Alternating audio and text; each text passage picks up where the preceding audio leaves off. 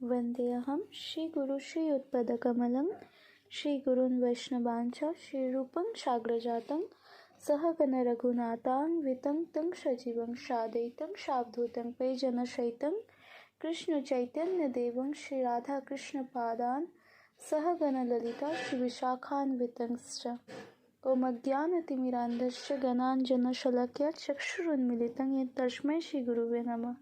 वाञ्छाकल्पतरुभ्यश्च कृपासिन्धुएव च पतितानां पावनेभ्यो वैष्णवेभ्यो नमो नमः।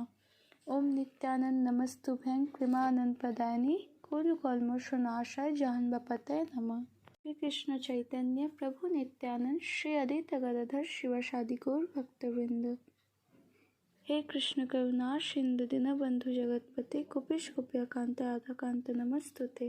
तप्त कांच गौरांगी राधे वृंदावनेश्वरी वृषभानुसुते देवी प्रणमामि हरिप्रिये। नरसिंह प्रह्लादि दायिनी हिरण्यकेशव बुक्केश्वरतंग नखाय। हरे कृष्णा कृष्णा कृष्णा हरे हरे, हरे राम राम राम हरे हरे। जय श्री राधे कृष्ण, जय गौर निताय।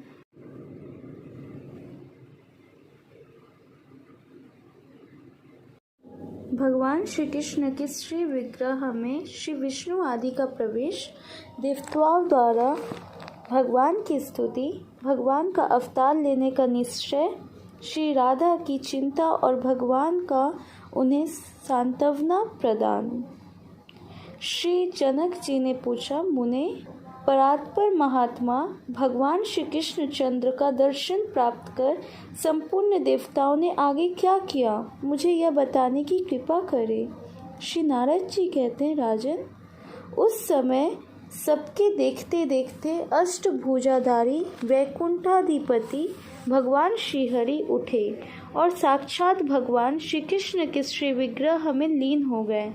उसी समय कोटि सूर्यों के समान तेजस्वी प्रचंड पराक्रमी पूर्ण स्वरूप भगवान नृसिंह जी पधारे और भगवान श्री कृष्ण के तेज में वे भी समा गए।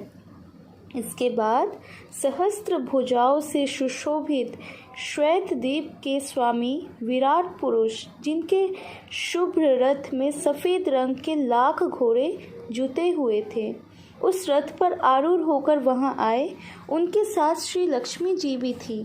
वे उनके प्रकार के अपने आयुधों से संपन्न थे। पार्षदगण चारों ओर से उनकी सेवा में उपस्थित थे। वे भगवान भी उसी समय श्री कृष्ण के श्री विग्रह में सहसा प्रविष्ट हो गए। फिर वे पूर्ण स्वरूप कमल लोचन भगवान श्री राम स्वयं वहां पधारे। उनके हाथ में धनुष और वाण थे तथा साथ में श्री सीता जी और भरत आदि तीनों भाई भी थे। उनका दिव्य रथ 10 करोड़ सूर्यों के समान प्रकाशमान था। उस पर निरंतर चवर दुलाए जा रहे थे। असंख्य वानरोत्पत्ति उनकी रक्षा के कार्य में संलग्न थे। उस रथ के 1,00,000 चक्कों से मेघों की गर्जना के समान गंभीर ध्वनि निकल रही थी। उस पर लाख ध्वजाएं फहरा रही थी। उस रथ में लाख घोड़े जुते हुए थे। वह रथ सुवर्णमय था। उसी पर बैठकर भगवान श्री राम वहां पधारे थे। वे भी श्री कृष्णचंद्र के दिव्य विग्रह में लीन हो गए। फिर उसी समय साक्षात यज्ञ नारायण श्री हरि वहां पधारे, जो प्रलय काल की जाज्वल्यमान अग्नि शिखा के समान उद्भासित हो रहे थे। देवेश्वर यज्ञ अपनी धर्मपत्नी दक्षिणा के साथ ज्योतिर्मय रथ पर बैठे दिखाई देते थे। वे भी उस समय श्याम विग्रह भगवान श्री कृष्ण चंद्र में लीन हो गए। तत्पश्चात साक्षात भगवान नर नारायण वहां पधारे। उनके शरीर की कांति मेघ के समान श्याम थी। उनके 4 भुजाएं थे, नेत्र विशाल थे और वे मुनि के वेश में थे। उनके सिर का जटाजूट कौंधती हुई करोड़ों बिजलियों के समान दीप्तिमान थी उनका दीप्ति मंडल सब ओर उद्भासित हो रहा था। दिव्य मुनीन्द्र मंडलों से मंडित वे भगवान नारायण अपने अखंडित ब्रह्मचार्य से शोभा पाते थे। राजन, सभी देवता आश्चर्ययुक्त मन से उनकी ओर देख रहे थे, किंतु वे भी श्याम सुंदर भगवान श्री कृष्ण में तत्काल लीन हो गए। इस प्रकार के विलक्षण दिव्य दर्शन प्राप्त कर संपूर्ण देवताओं को महान आश्चर्य हुआ। उन सबको यह भली भांति ज्ञात हो गया कि परमात्मा श्री कृष्ण चंद्र स्वयं परिपूर्णतम भगवान है। तब वे उन परम प्रभु की स्तुति करने लगे। देवता बोले, जो भगवान श्री कृष्ण चंद्र पूर्ण पुरुष, पर से भी पर, यज्ञों के स्वामी, कारण के भी परम कारण, परिपूर्णतम परमात्मा और साक्षात गोलोक धाम के अधिवासी हैं, इन परम पुरुष श्री राधा वर को हम सादर नमस्कार करते हैं। योगेश्वर लोग कहते हैं कि आप परम तेज पुंज हो। शुद्ध अंतःकरण वाले भक्तजन ऐसा मानते हैं कि आप लीला विग्रह में धारण करने वाले अवतारी पुरुष हैं, परंतु हम लोगों ने आज आपके जिस स्वरूप को जाना है वह अद्वैत, सबसे अभिन्न, एक अद्वितीय है। अतः आप महत्तम तत्वों एवं महात्माओं के भी अधिपति हैं। आप परम ब्रह्म परमेश्वर को हमारा नमस्कार है। कितने विद्वानों व्यंजना, लक्षणा और स्फोट द्वारा आपको जानना चाहा, किंतु फिर भी वे आपको पहचान न सके, क्योंकि आप निर्दिष्ट भाव से रहित हैं। अतः माया से निर्लेप आप निर्गुण ब्रह्म की हम शरण ग्रहण करते हैं। किन्हीं ने आपको ब्रह्म माना है, कुछ दूसरे लोग आपके लिए काल शब्द का व्यवहार करते हैं। कितनों की ऐसी धारणा है कि आप शुद्ध प्रशांत स्वरूप हैं, तथा कतिपय मीमांसक लोगों ने तो यह मान रखा है कि पृथ्वी पर आप कर्म रूप से विराजमान हैं। कुछ प्राचीनों ने योग नाम से तथा कुछ ने कर्ता के रूप में आपको स्वीकार किया है। इस प्रकार सबकी परस्पर भी विभिन्न ही उक्तियां हैं। अतएव कोई भी आपको वस्तुतः नहीं जान सका। कोई भी यह नहीं कह सकता कि आप यही हैं, ऐसे ही हैं। अतः आप अनिर्देश्य, अचिंत्य, अनिवर्चनीय भगवान की हमने शरण ग्रहण की है। भगवान, आपके चरणों की सेवा अनेक कल्याणों को देने वाली है। उसे छोड़कर जो तीर्थ, यज्ञ और तप का आचरण करते हैं अथवा ज्ञान के द्वारा जो प्रसिद्ध हो गए हैं, उन्हें बहुत से विघ्नों का सामना करना पड़ता है। वे सफलता प्राप्त नहीं कर सकते। भगवान, अब हम आपसे क्या निवेदन करें? आपसे तो कोई भी बात छिपी नहीं है, क्योंकि आप चराचर मात्र के भीतर विद्यमान हैं। जो शुद्ध अंतःकरण वाले एवं देह बंधन से मुक्त हैं, वे हम विष्णु आदि देवता भी आपको नमस्कार ही करते हैं। ऐसे आप पुरुषोत्तम भगवान को हमारा प्रणाम है, जो श्री राधिका जी के हृदय में सुशोभित करने वाले चंद्रहार हैं, गोपियों के नेत्र और जीवन के मूल आधार हैं, तथा ध्वजा की भांति गोलोक धाम को अलंकृत कर रहे हैं।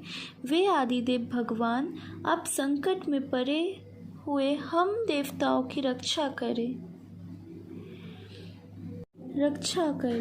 भगवान, आप वृंदावन के स्वामी हैं, गिरिराजपति भी कहलाते हैं। आप ब्रज के अधिनायक हैं। गोपाल के रूप में अवतार धारण करके अनेक प्रकार की नित्य विहार लीलाएं करते हैं। श्री राधिका जी के प्राण वल्लभ एवं श्रुतिधरों के भी आप स्वामी हैं।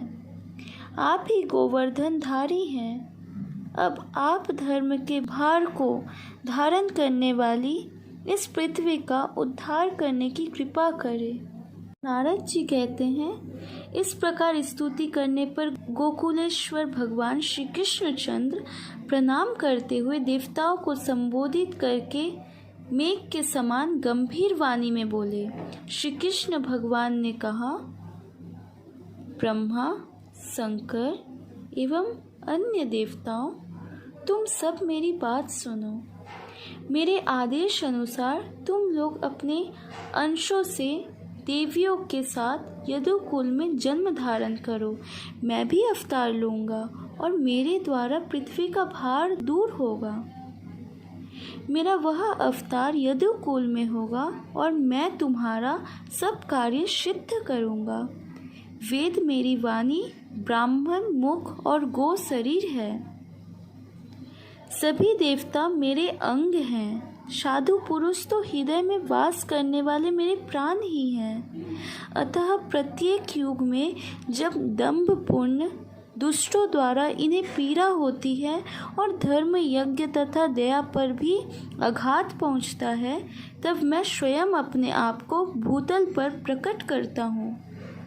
श्री नारद जी कहते हैं, जिस समय जगतपति भगवान श्री कृष्णचंद्र इस प्रकार बात कर रहे थे, उसी क्षण प्राणनाथ से मेरा वियोग हो जाएगा, यह समझकर श्री राधिका जी व्याकुल हो गई और दावानल से दग्ध लता की भांति मूर्छित होकर गिर पड़ी।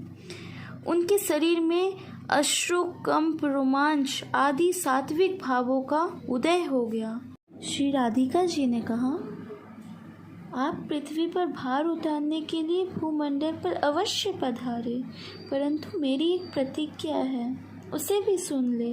प्राणनाथ, आपके चले जाने पर एक क्षण भी मैं यहाँ जीवन धारण नहीं कर सकूँगी। यदि आप मेरी इस प्रतिज्ञा पर ध्यान नहीं दे रहे हैं तो मैं दोबारा भी कह रही हूँ, अब मेरे प्राण अधर तक पहुँचने को अत्यंत विहफल है। ये इस शरीर से वैसे ही उड़ जाएंगे जैसे कपूर की धूली कण। श्री भगवान बोले, राधिके, तुम विषाद मत करो, मैं तुम्हारे साथ चलूँगा और पृथ्वी का भार दूर करूँगा। मेरे द्वारा तुम्हारी बात अवश्य पूर्ण होगी। श्री राधिका जी ने कहा, परंतु प्रभु, जहाँ वृंदावन नहीं है, यमुना नदी नहीं है और गोवर्धन पर्वत भी नहीं है, वहाँ मेरे मन को सुख नहीं मिलता।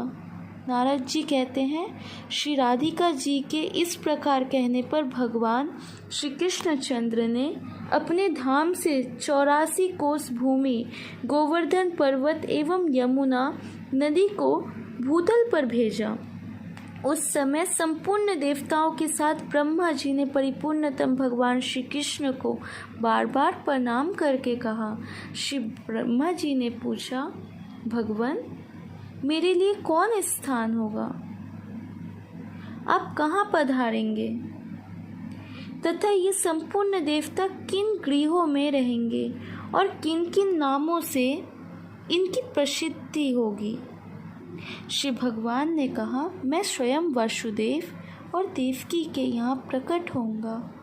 मेरे कला स्वरूप ये शेष रोहिणी के गर्भ से जन्म लेंगे, इसमें संशय नहीं है। साक्षात लक्ष्मी राजा भीष्मक के घर पुत्री रूप से उत्पन्न होंगे। इनका नाम रुक्मणी होगा और पार्वती जामवती के नाम से प्रकट होंगी।